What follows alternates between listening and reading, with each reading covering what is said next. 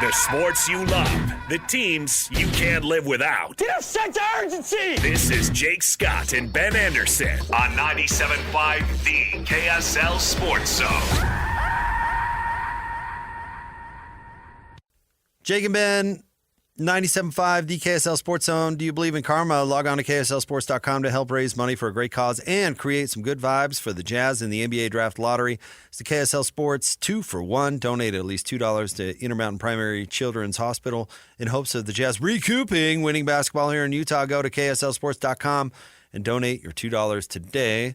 We are waiting for the Will Hardy press conference to begin, Ben, which we are being told is a matter of moments. I'm happy for Will Hardy's agent today. Yeah, I wonder who his agent is. I don't know that. I've never seen him talk to anyone. Not that agents are around very often, but not coaches' agents. Yeah, anyway. Certainly never coaches' agents. You hardly ever see them. So I'm sure he got it figured out. Who is Will Hardy's agent? Do you think that's Googleable? Yeah, he's probably a CAA guy. Not publicly known. Yeah, I've never heard him talk about it. But, he also went to Williams College. I'm sure he has some lawyer buddy, or maybe he's doing it himself. I doubt he's doing it himself. He's probably smart enough to know. Get somebody else to help you with that. I don't know. Who wants to cover off 3 points when you don't have to, or carve off 3 points when you don't have to? Isn't that what agents are making these days? Your first contract, you'd probably want somebody else to help you. And then maybe on your second one, you do it yourself. But they've got like a TurboTax kind of lawyer thing for that sort of thing, right? Like, hey, AI, look at this contract. Yeah, ChatGPT. Just throw it in there. Microsoft Copilot. Am I getting screwed here? This is a good deal. 34 years old, first time becoming an NBA head coach. Is 5 years, $15 million enough money? Or whatever we think his deal was, 5 years, 20. Any language in here I should be worried about? These the golden handcuffs. What's going on? Is this like Disney Plus, where what was Disney doing? Where if you sign up for Disney Plus, you also you waived all liability at you can be at the parks. They can test food on you. That's right. Oh, somebody tragically passed. That was a sad story, right? Yeah. And it was a food thing. Oh, I don't know if it was a food. It was like an allergy thing. I believe it. Yeah. And you can't sue. And they were. You have Disney Plus. Yeah, right. You signed up for Disney Plus. You can't sue over that sort of thing? Yeah. If I'm a head coach in the NBA, I'm like, make sure I don't get Disney Plus.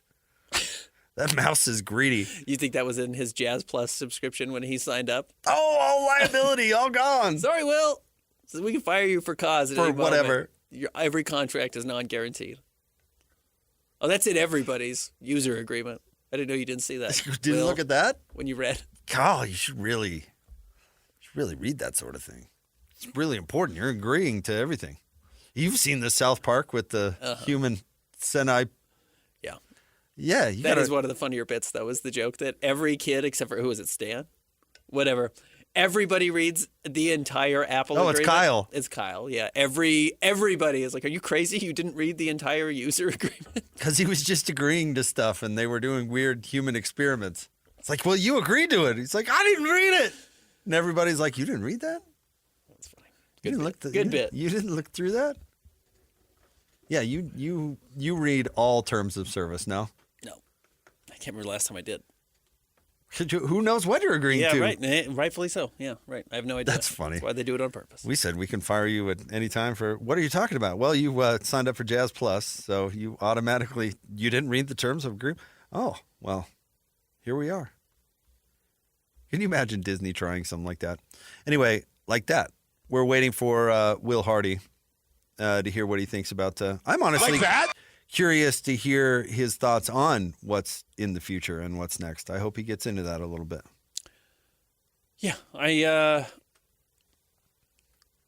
he's just in an interesting spot. The Jazz are in an interesting spot where it's not really, we talked about it a lot last week, these kind of teams that are facing inflection points. The Jazz kind of aren't, If you get a great draft pick, that's great. If you don't, you move on again. Same thing next year. All right, here's Will Hardy. Have a question, please raise your hand. Andy Larson. Hey, Will. Just want to ask from your perspective, how this unfolds to go, how the contract negotiations unfold, who represents you, and kind of how those conversations happen. Yeah, I have an agent like most or all coaches. Ryan, Danny, and Justin are the ones that communicate with them, Justin being the primary communicator. These are conversations that happen over a period of time. It's not a one-day thing. And so they speak about, the kind of the aim of the program and what their thoughts are. I'm fortunate that I work for this group. I think Ryan, Ashley, Danny, Justin have been incredibly good to me from the first day. We've been very aligned the entire way through this process. And so calling it a negotiation, that word sometimes draws up this thought in your mind like it's a contentious thing back and forth, and it's not. I'm very proud to be the coach of the Utah Jazz. So this is something that everybody was really excited about. Ryan Miller. Hey, Will. 6 years is a long time. It'll be what, like 9 years when this thing's all done. How much does that help you just as you're like looking forward to long-term fans' future to be like, okay, I will be here. This is my job for the foreseeable future. Yeah, I think that's ultimately a big sigh of relief for any coach. We all see every day that this business is not, it's not one where you see a ton of coaches getting long-term commitments. I think ultimately the goal is to continue to build this program and ultimately hang a banner at Delta Center. And to get a commitment of that length shows the belief that, our group has in our coaching staff. And so it makes you feel the confidence from them. That's not something that I've ever doubted. I think the communication that we've had the entire first 3 years, I've felt that I have the confidence of our group, but to get that, quote unquote, put on paper is definitely meaningful. I'm all in on the Utah Jazz. I'm incredibly humbled and grateful to have this opportunity. There are very few moments where I'm really at a loss for words, and this is one of those where the perspective on all of it, the understanding of the commitment that they're making to me and to our staff is really humbling. And we're excited to continue to work. I love representing this organization. I love representing our community and our fan base. So it's a really exciting day. Jeff Rainier. Yeah, Coach, you have a real close connection with the guys you mentioned, Ryan, Danny, Justin, and yourself. You guys hang out together, play golf together. How important is that to you to have that connection with those guys? I don't know if that exists in a lot of other NBA coaching positions. Yeah, I think it's what sets us apart is the alignment that we have every day. It's one constant conversation.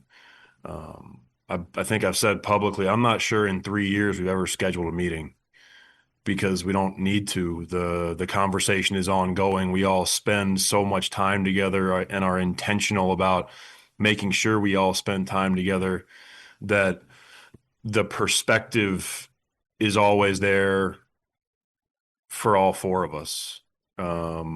I understand the things that they're thinking about, the things that they're worried about, the things that they may be focused on in the current moment, and they understand the things that I'm worried about and focused on. So I think that connection allows us to navigate what is a hard landscape in professional sports. It's very much a business that is judged and reacted to in sort of an A or F manner. It's either great or it's terrible. And I think that it allows us to really block out all of that noise and stay focused on the intent of our group and why we're doing what we're doing. I couldn't be luckier to have 3 people like that I get to work with every day, because like you said, it's not lost on me that this is not normal. Tony John. Hey, Coach.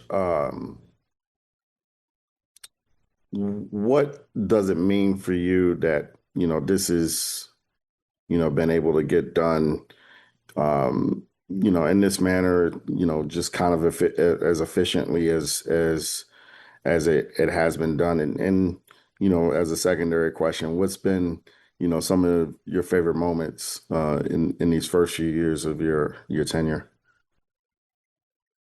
Yeah, it means a lot to get this done and sort of put this part behind us. There's so much work to be done. We have, a lot that we have to do as a staff, and as an organization moving forward to get where we want to get to. And so to have this element solidified in the moment is definitely relieving and allows us to focus on the things that we need to focus on. I mean, memories of the first 3 years that's a hard one to pinpoint, because I go back to, the first press conference when I got the job and meeting all of you for the first time and sort of starting to initially feel the weight and responsibility of this job, but also feel the passion and the support of our fan base. The first home game at Delta Center was a moment that I'll never forget. Little things like the first time the team brought it in at the end of practice and training camp, and you realize, like, wait, I'm the head coach. I'm the one that's supposed to talk right now. But also more than that, it's the time spent with everybody that's in our travel party. There's so much time behind the scenes on the planes, on the buses. There's so many people who do incredible work for us who get no credit publicly, and forging those relationships along with the relationships with our players. It's a day like today when the news comes out and you're getting texts from guys that were on the team my first year here. I was a 34-year-old first-time head coach, and they let me coach them, and they embraced me as the head coach, and they were ultimately the ones that fed into my confidence in this job because of the way that they approached me every day. The games are always fun, but ultimately I think that this job and coaching in general, it's the relationships and the time spent are the things that run through your head when you really look back on it all. And so I'm very, very grateful that I've been surrounded by, and am still surrounded by, so many amazing people. Sir Todd. Hey, Will, the first extension kind of, gave a glimpse that you would be here kind of through that first rebuilding part of the rebuild, or first section of the rebuild of this team. And this extension gives you an opportunity to kind of look beyond what would be the rebuild and start sort of what it would look like when you guys are maybe trying for contention. And I'm wondering, what are your worries, concerns, thoughts about how maybe your job will change once it shifts? Yeah, it's not something that I'm concerned about. I think that's what we all want. You want to be in the big game. You want to be in the pressure situation. You want to be competing for the championship. That's what we're all hunting. And I do recognize that there will be a lot of changes for all of us as our team continues to grow. It's not just me, it's the assistant coaches, it's the players, it's the front office, it's Ryan and Ashley. Like, the feelings and the emotions attached to it all will be a little bit different. And I'm excited for that. Like, I'm excited for our fan base to pack the building for a big playoff game. I think that's what we're all anxious for and excited for. Like, I watch these playoff games at night and you're just staring at the screen going, that's what I want. And that's what we're building towards. Like, we're a group that's very committed to the process of building a championship level team. And we said in the beginning, and we will continue to say, that does not mean that there aren't hard moments. But I think that those hard moments are ultimately what makes it all worth it in the end.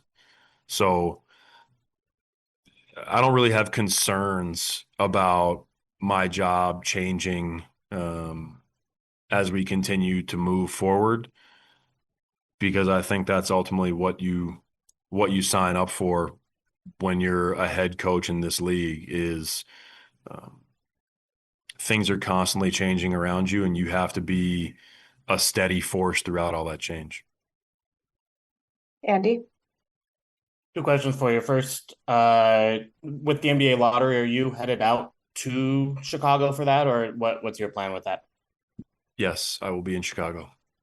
Okay. And then wanted to ask, as you watch playoff basketball, and we've talked about this before, it's a different style of basketball than regular season basketball. How do you think your current team and young players especially are equipped to kind of handle what we've seen in some really tough and close playoff games so far?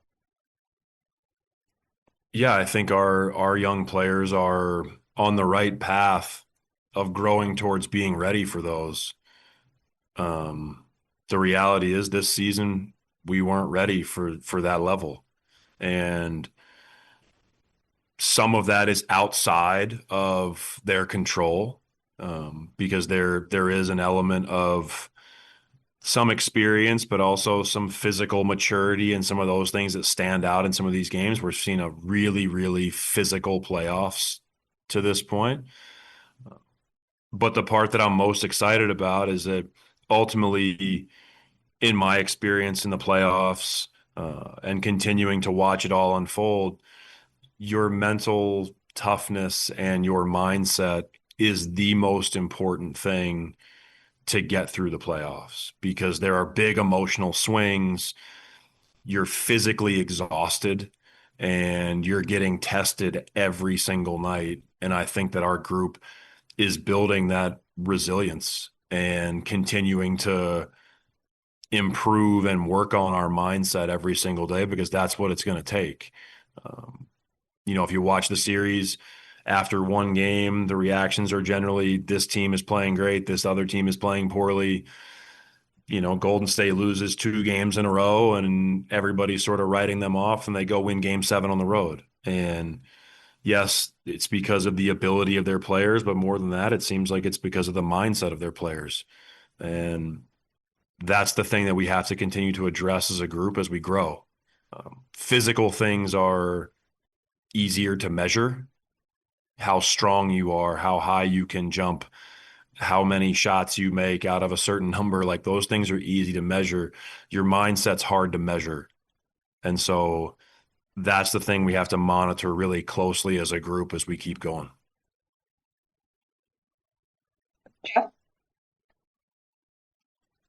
Yeah, you mentioned means were hard to come by this season, but man, the fans, every time I went to a game, they're packing the arena, which surprised me. Every time I showed up, that many people were there to watch. What do you want to say to them about how they've supported you, maybe where you are in this process? Yeah, my message to our fan base first and foremost is thank you. Their support means the world to me. It means the world to our team, because we need them. And ultimately, we're trying to conduct ourselves in a way that represents them. And you always want your fan base to be proud of how you're operating as a team. And I think that ultimately that's why they showed up every night. I give our fan base a lot of credit. They have perspective and they understand what we're ultimately hunting, and they understand what we're doing to try to get there. And playing a lot of young players, trying to develop our young talent, the fan base understood that that was going to be hard from a wins and losses standpoint at certain moments. But I do think that they continued to show up because they enjoyed watching our young players compete. There was not a lack of effort on the floor. There was not a lack of passion wearing a Utah Jazz jersey, and that's why they continue to show up. So,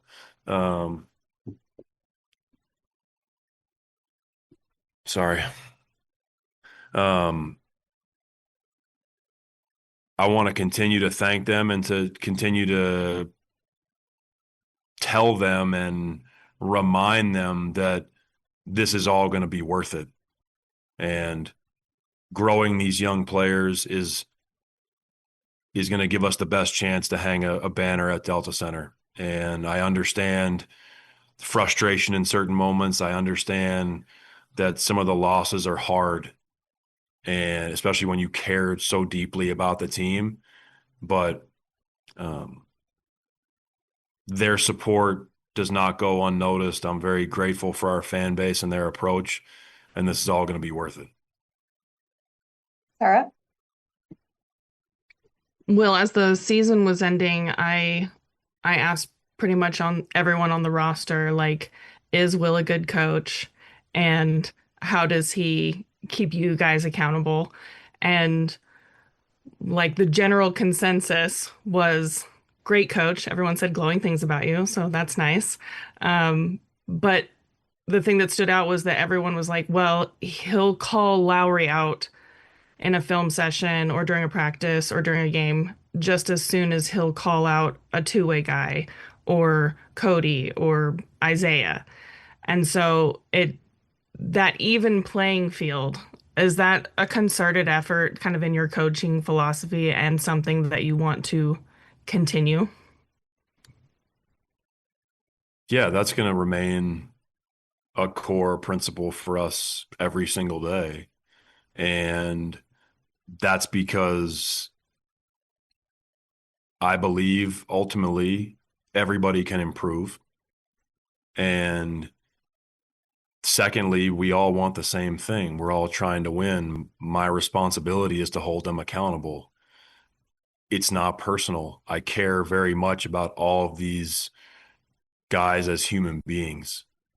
But when we're doing the basketball piece, we're trying to improve as a team. They're trying to improve individually. And it's also a credit to our veteran players, like you mentioned, Lowry, and he allows me to coach him hard in front of the team because he understands that allowing me to do that lets me coach the young players hard and not have them bat an eye. And we don't get into this situation of, well, you don't yell at him when he did this, he did this on that play and you didn't say anything. We want everybody to be held accountable to the same standards. And that's something that, I was fortunate to witness, up close and personal throughout my coaching career, the coaches that I've worked for. And I ultimately think it's the best way to build team cohesion is everybody understanding that the standards have to be the same for everybody. And just because you're on a different contract or you play more minutes doesn't mean that you get to just let things slide. And I want them to continue to want more for themselves. That's my responsibility. And if that means that in certain moments they're all mad at me, that's fine. That comes with the territory, and there's that can be good for a group as well. But our players deserve a lot of credit for how they've handled themselves. I'm very grateful that they allow me to coach them as hard as I do. Sarah, did you have a follow-up? Yeah. You mentioned having seen the coaches that you've worked for and learning from them, and kind of as the news recently that Pop won't be coming back to a coaching bench.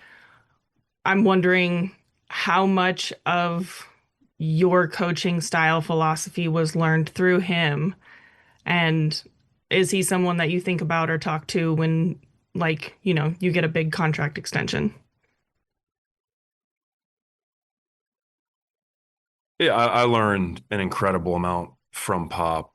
I think he really set the foundation of values for me that you carry into your team. I also recognize that I'm not Pop and our personalities are not the same. And so I'm not trying to emulate Pop.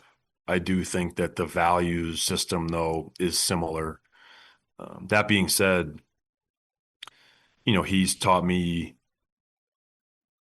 more than I could even explain,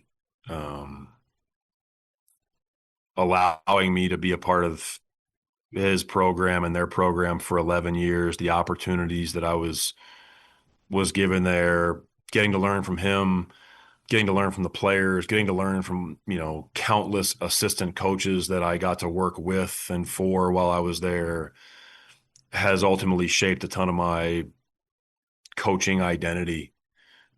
But I do have to remain true to myself and do it my way and with my voice.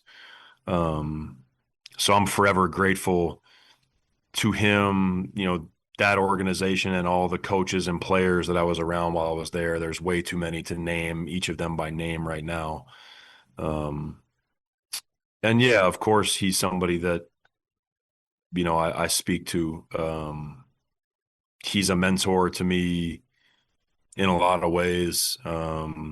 He's been a very prominent figure in my adult life. I was in San Antonio from age 22 to 33, which is just a very formative part of my life. And so, yeah, getting to share the news with him is, that's a great moment. There's, other coaches as well that you get to share the news with, and you get congratulatory texts. It's one of the few moments where you take a moment and take a step back and think about the journey to this point and all the people that have been very impactful along the way.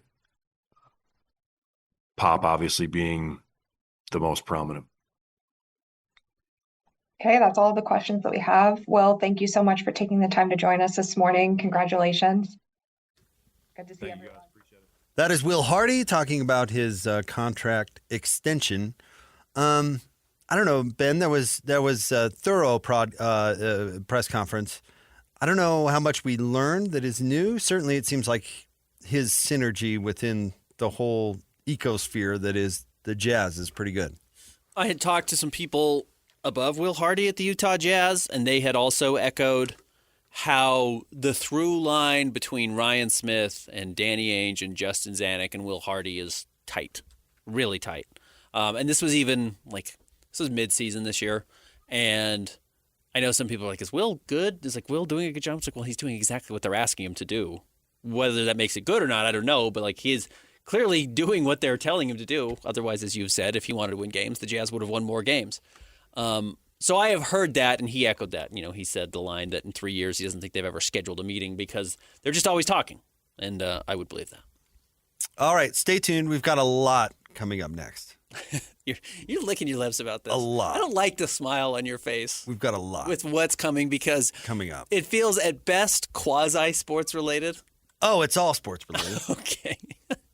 But you're a little too excited about what I don't know what we're talking about next, but you're too excited about it for me to feel like I'm prepared for what we're going to talk about. Okay, so here's my tease. We're going to be talking North Carolina football. Okay. Well, and I guess this is not entirely sports related. So here's the other part of the tease. We're going to be talking about the Met Gala. Okay. And North Carolina football. Okay. Now that is a tease for you. All right. Stay tuned. Can't wait. Jake and Ben, 97.5, the KSL Sports Zone. Accessing. This is Hans Olsen and Scotty G. Former Bronco great Nick Ferguson. Where are you at on the Ashton Jeanty move, and how good of an offseason does it appear that the Raiders have had? Look, I'm a Broncos through and through, but real recognize real. And Ashton Jeanty, in my opinion, was a dog of a running back. When you know that you are the bell cow back, the opposing defense know you're going to get the ball, and they still can't do anything with you, that says a lot. And now you have Geno, who's a smart player. You have Chip Kelly, who knows the league inside and out. And then you got a tight end and Brock Bowers, who's going to create a lot of favorable boxes, right? That's what you want. You want a favorable box. You want to get those linebackers outside the box so you can run the ball. And when you know you got a guy with Jeanty who can run with power and he can run through contact, that's going to be a problem. Catch Hanson Scotty weekdays from noon to 3 on 97.5, the KSL Sports Zone.